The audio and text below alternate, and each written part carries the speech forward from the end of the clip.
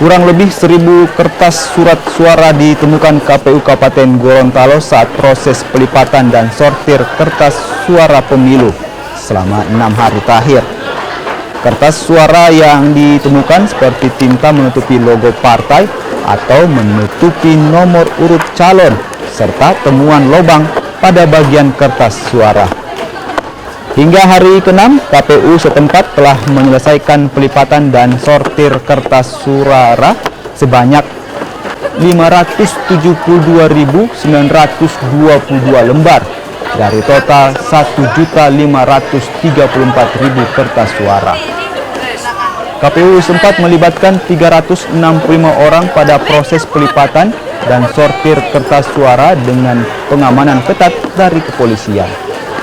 Kategori yang diduga kategori rusak ini memang sudah ada, tetapi kita masih akan konsultasikan ke KPU provinsi terkait hal-hal yang surat suara yang dianggap rusak. Tetapi ada yang surat suara memang sudah dikategorikan rusak. Yang pertama yaitu memang ada, tapi ada lubangnya, yaitu yang sudah berasal dari percetakan dari perusahaan. Ini hampir ada di DPR RI juga ada, tetapi hanya beberapa saja, karena ini mungkin terkait dengan packing dari perusahaan.